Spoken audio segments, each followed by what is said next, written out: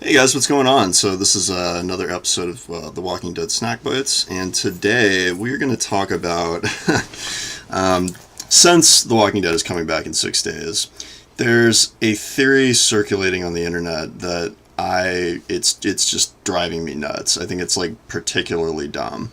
Um, it's the theory that Carl is somehow going to survive because it's possible that the walker that bit him was not actually a walker and is in fact a member of the Whisperers. There's two giant reasons why that doesn't make any sense. First of all, the walker that they're talking about, man, they are really dedicated to their cause. If they bit him, and then even though they knew they were about to get stabbed in the face, they kept acting like a walker. That doesn't make any sense whatsoever. I just don't buy that. Like, the logic behind that is just like weird and ridiculous. I mean, even if like a Whisperer was incredibly dedicated to their cause, I mean, they wear the stuff on their faces to disguise themselves as the dead. That doesn't mean that they're not going to act like a human if somebody is threatening their life. So I don't like that theory at all. Well, I do believe in method acting.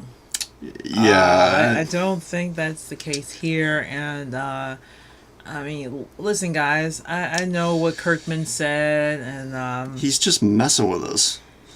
He does this. He has a theory of this. He's messing with people very badly, in my opinion. And when I say badly, I mean it's just so silly of a notion. And I know people want to have hope. I know, yeah. People are in denial. They don't want to believe that Carl's going to die, but come on. Nobody has ever survived a bite, and that's because they shouldn't. If it's going with the rules of the show, you get a bite, you get the fever, and then you die.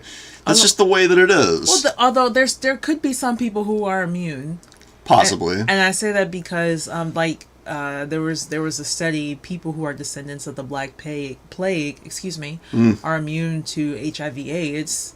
So there could be like one of those people walking around like, oh, I'm bit. Let me just put a little Band-Aid on it. Yeah. But I don't think that person is Carl, sadly. We've had how many months to come to terms with this? Yeah, I don't think that's very likely. It just doesn't make a whole lot of sense, that theory. And keep in mind, like, you really, if you're looking for like hints about what's going to happen later on in the show, Kirkman is about the last person that you should listen to. I remember actually when he was on the Nerdist podcast with Chris Hardwick, it was like during the summer before the show came back for the season 7 premiere, and everybody was speculating about who's going to die.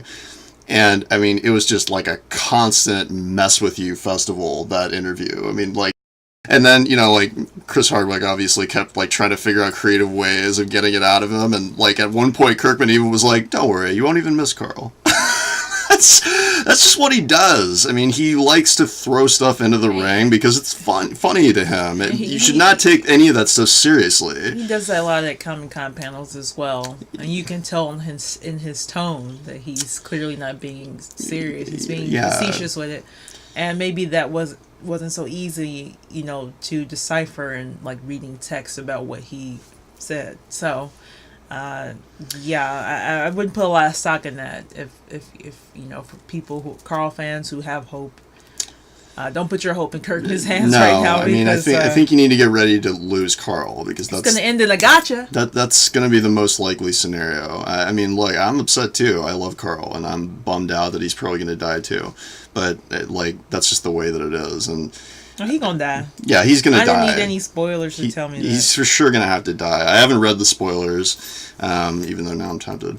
But there's just no way. He's already got the fever. Like, why would he get the fever if he wasn't gonna die? That's just the way that the events play out once you get bit. So, well, even if he just had the fever and it went away, what is the likelihood of Rick waiting? Like, how long do you think they're planning to wait? Like, they don't have a lot of time to begin with.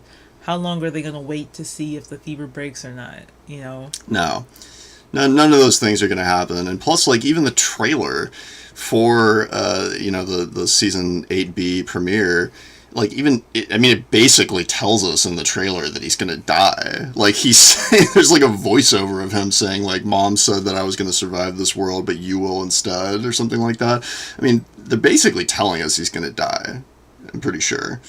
And then like just look at all the stuff outside of it. Like Chandler cut his hair, and like I mean he's moved on clearly. There was the whole thing with his dad talking about how he got fired. Like it's out in the open. He's not on the show anymore. There's zero chance of him being an actor on the show anymore, which means that Carl has to die. So everybody just needs to get their tissue boxes out, and which we will, and get ready to watch him die. I'm sorry. I mean, it sucks, but it's just the way that it is. Anything else about that weird theory? Okay. If you guys like our content, please go ahead and subscribe up here in the corner. And also check out the brand new blog, thelivingrishon.com, where we talk about stuff like this and everything else in the fandom that we're following right now. Thank you guys so much for watching, and we'll talk to you next time. Bye-bye.